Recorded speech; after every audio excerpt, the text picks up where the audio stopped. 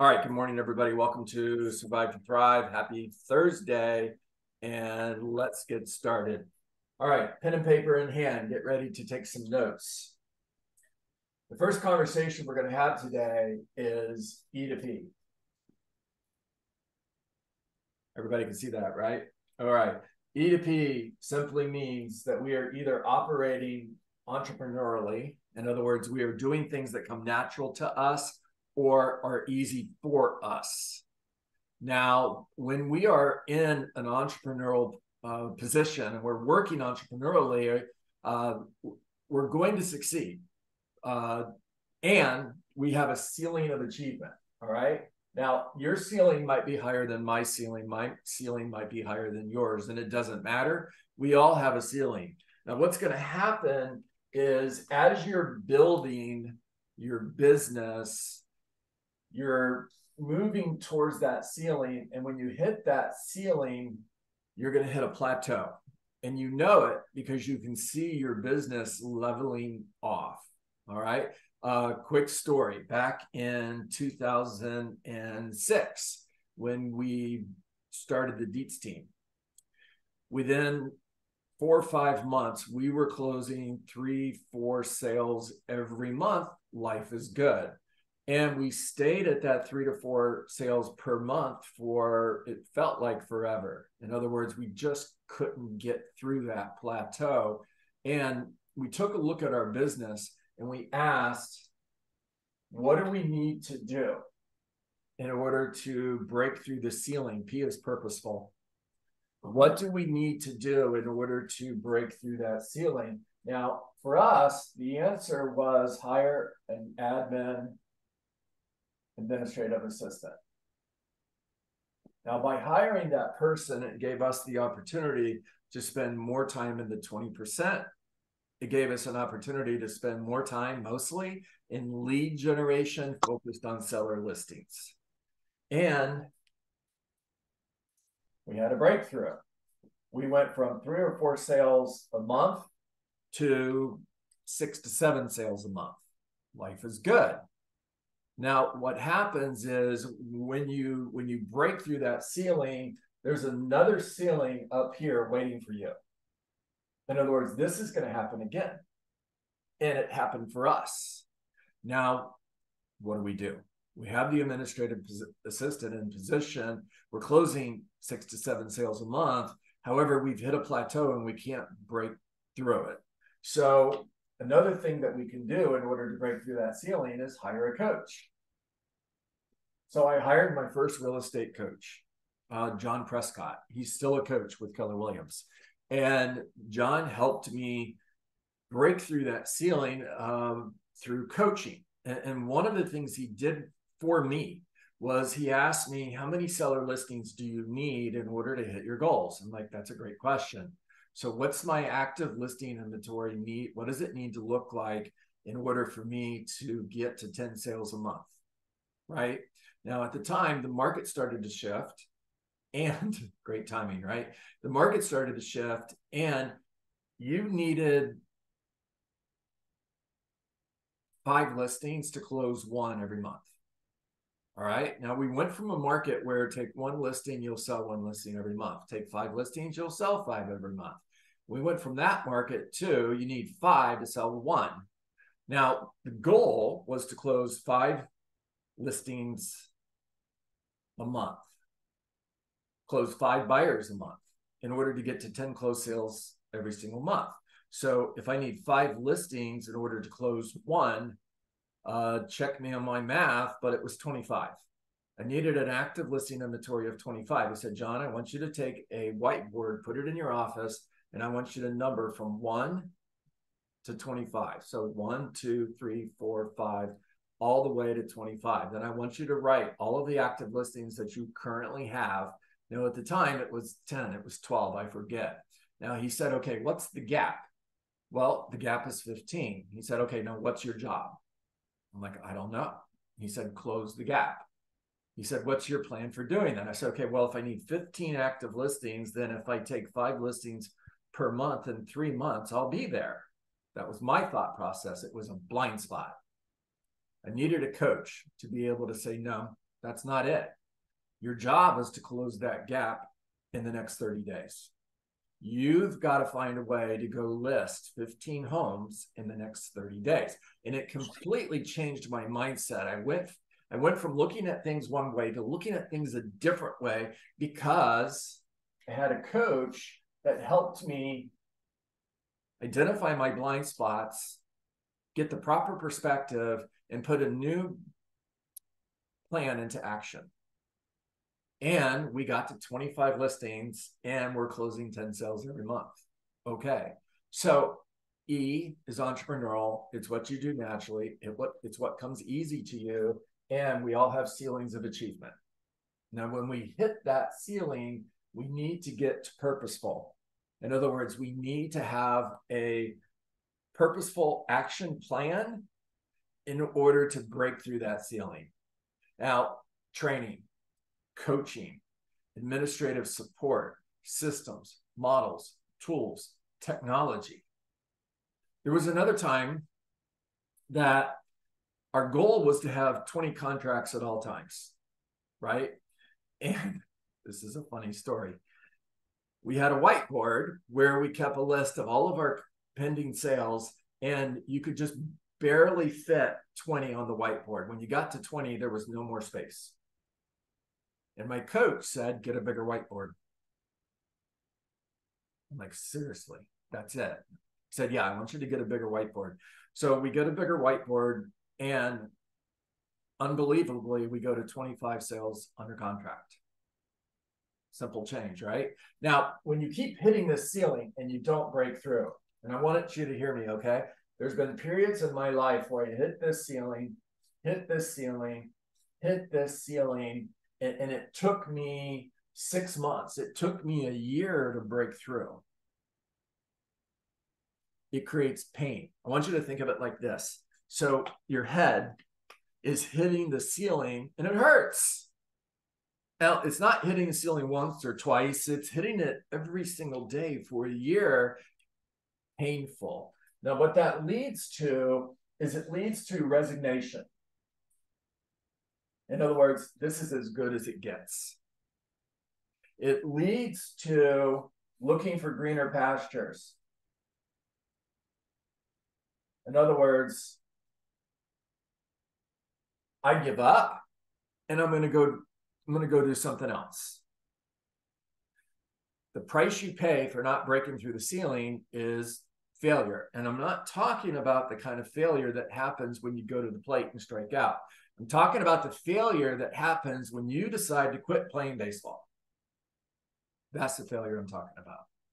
So the price you pay for not breaking through that ceiling is huge.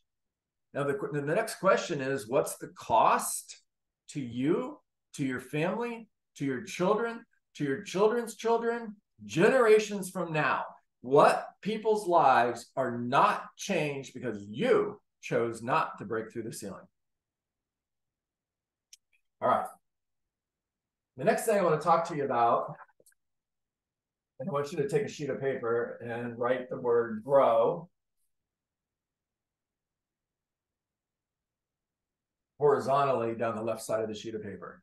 All right. G are your goals. This is what I'm going to accomplish in the next 12 months, for example. All right. I'm setting goals for 2024. It's October. If you haven't already started working on goals for 2024, you should. It's time. Now, you begin the year with these goals. My goals are to close 24 sales. My goals are to take 2 seller listings every month. My goal is to earn, to net $200,000 in commission. These are my goals. Now, as you go, you're going to check in and see what's track. In other words, at the end of January, where do you need to be on track to close 24 sales? Well, that one's simple. You need to have closed 2 sales. All right. If you closed 1, then February it's 3, because the gap is 1. You got to do 2 sales plus the gap. Now, R is the reality. In other words, that's where you are right now. And what do most people do? Well, first of all, very few people set goals. but not this group. I know you do. And then most of them don't even look at them. So write this down, write your goals down twice a day. Get out a sheet of paper and write them out twice a day. Make sure you're looking at them. You can't hit a goal you can't see. All right. If I'm going to take a walk around the block, the destination is home. If I close my eyes and try to go for a walk around the park, around the block, it ain't going to go so good. I've got to be able to see where I'm going in order to get there. Now, I'm going to check in and ask myself, where am I right now based on where I want to be? That's my reality. Now, O are the obstacles. These are the things that are stopping you. In other words, it's a tough market. There's not very many homes for sale. We have 7% interest rates. Nobody's buying. Nobody's selling. I don't have a great listing presentation. I don't like to make phone calls. You could list a lot of obstacles, all right? And do that. It's important, all right? Don't ignore them. They're not going to go away. I'm going to show you one more model here in a second, and I'm going to show you the price of ignoring those obstacles, and you're not going to like it. All right, so what are the obstacles that I need to remove in order to close the gap? Now, W is my way forward. In other words, this is my plan. It's halftime. I'm in the locker room, and I just got my ass kicked in the first half, and I'm creating a plan to come out in the second half and win the game. These are the changes that I'm going to make. These are the, can't think of the stinking word. Okay, so these are the changes that we're going to make in order to remove the obstacles, in order to close the gap, in order to get to our goal. Like adjustments? Adjustments. Thank you, Nathan. Golly. The team that wins is the team that makes the best adjustments at halftime. Write that down. All right, the next thing I want you to do is I want you to draw 4 boxes. All right. Top left box is present positive. All right. This is where you're going to list everything that is going well right now. All right. I've got my real estate business in production. I'm closing 2 or 3 sales every single month.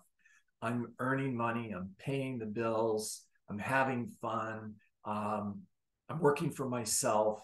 All of these things that are presently positive. Now, the next box is future positive. Now, I want you to write down the word future forecasting. And the exercise that I want you to do is get alone with yourself in a journal. Make sure it's quiet. You can think. And I want you to describe your life 5 years from now when you are living your ideal life. In other words, business, family, money, health. On a scale of 1 to 10, with 10 being awesome, the absolute best it can possibly be, what do each of those things look like 5 years from now when they're all a 10? In other words, maybe a 10 for me 5 years from now is I've gone from closing 2 or 3 deals a month to 5 years from now I'm closing 10 sales a month. I'm earning $1 million a year. I'm netting $600,000 a year. I've bought a half a dozen investment properties that are paying me passive income every single month. I have built a business that works when I'm not working so that I have more time for my family. Now, all of these things that you want to be true for you 5 years from now. Now, guess what this box is? It is present negative. All right. Otherwise known as obstacles. These are the things that stand between where you are and where you want to be. Now, most people want to go straight from present positive to future positive. And it doesn't work that way. You have to stop and look at the obstacles that are standing between where you are and where you want to be.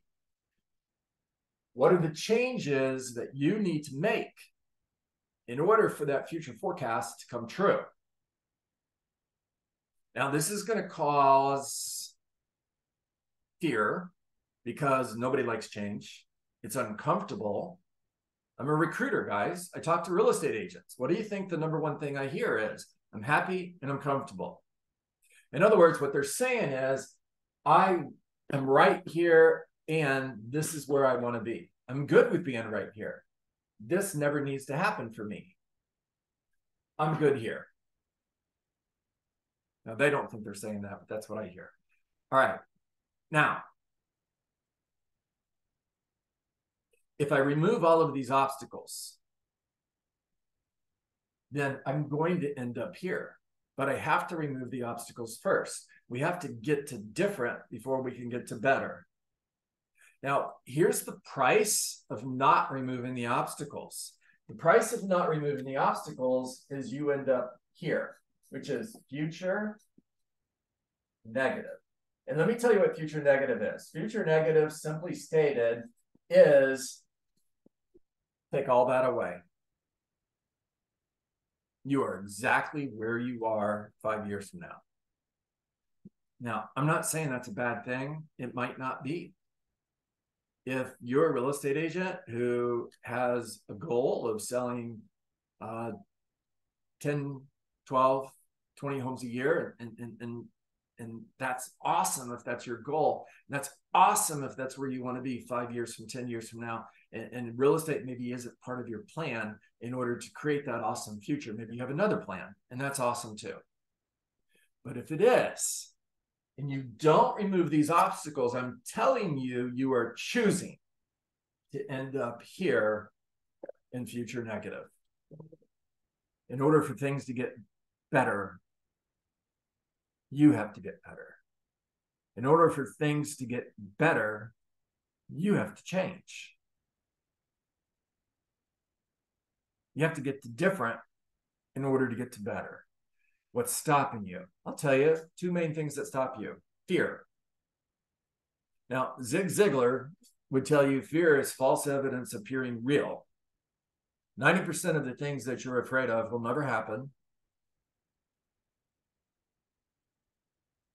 By the way, fear or faith? I would tell you fear is faith.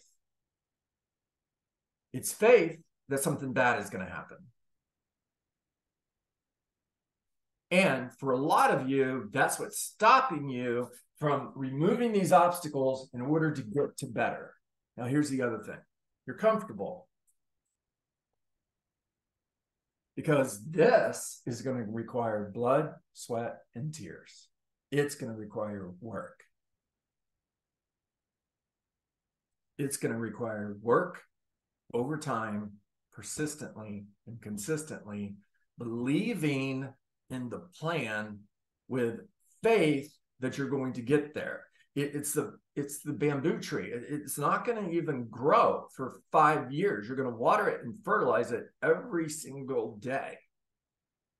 And year one, there ain't nothing there. It's dirt, and you're watering the dirt. Year two, your neighbors are asking you, what are you doing? I'm got this bamboo tree. I'm growing a bamboo tree. It looks like you're just watering the dirt to me. Third year, same thing. Fourth year, same thing. Year number 5, it'll grow 90 feet in 6 months. But if at any point I stop, it ain't going to grow a foot, and neither are you. Now, I'm going to hit the stop record button, and I want you guys to jump in here and just talk to me. My wife's giving me funny looks.